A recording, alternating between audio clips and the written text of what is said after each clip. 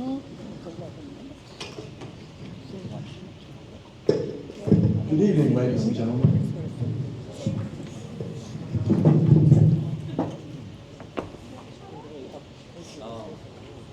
Guess I turned it off.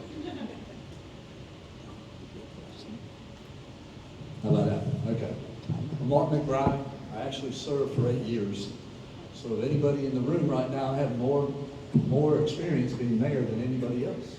I had 4 years on council, 2 years on CAB. I've been married for 38 years. I have 3 children, 3 grandchildren, and hopefully the 4th one will be born on my birthday in December. I got involved, I'm almost embarrassed, I'm shocked, 34 years ago. And I just wanted to run for city council with Mayor Grissom. I wanted a seat at the table to have input from the younger people.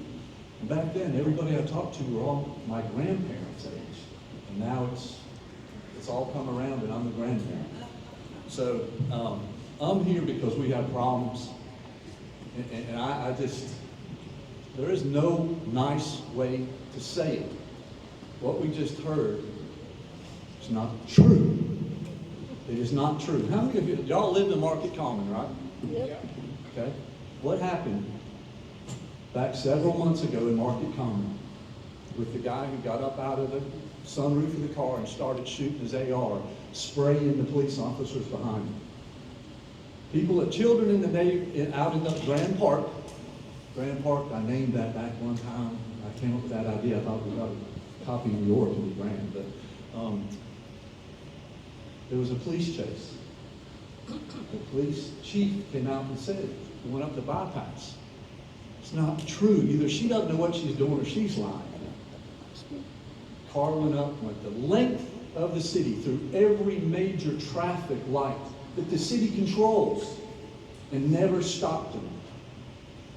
I have videos, I've seen videos where the county police officers were in with the Myrtle Beach police officers, and they overtook the Myrtle Beach police officers as they went 100 miles an hour through the city. Got to 65th Avenue, went out to McMillan and Small, and thankfully the county police showed up and wrecked him. And before the Myrtle Beach officers got there, 3 of the 4 were already in handcuffs, and it wasn't because of the Myrtle Beach police officers. And it's not the Myrtle Beach police officers' fault. The officers are doing everything they can do every single night. It's the management. The police chief should be fired. She should have been fired when she walked with the mayor for Black Lives Matter. All they're doing, the way they're running the department, isn't getting the job done. And you can hire police officers. They make excuses and excuses and excuses why you can't put it on. I promise you, if I'm elected by January 1st of 27, as we go into the 27 season, we will fill the unfilled positions and have 100 additional officers in the Myrtle Beach Police Department. You might say, how do you do that? Well, when I ran in 2015, I said, take some of the advertising money from the chamber, retain it, and use it for police. Who do you think they all went after in that campaign to make sure I didn't get elected? Because no one wants to touch the chamber's money. That as of currently, it's almost $500 million. It's never been audited. We should retain $30 million a year, keep $15 million back.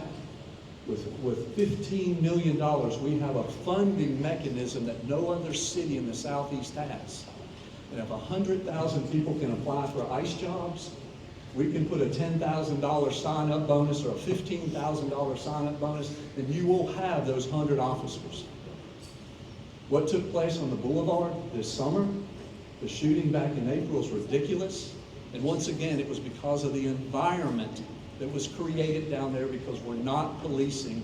We're hug a thug. We're not going after the criminals and getting rid of them.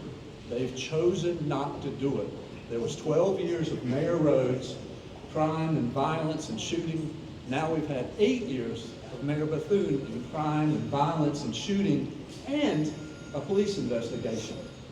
And unfortunately, y'all, that shooting is going to cost the city a whole lot of money.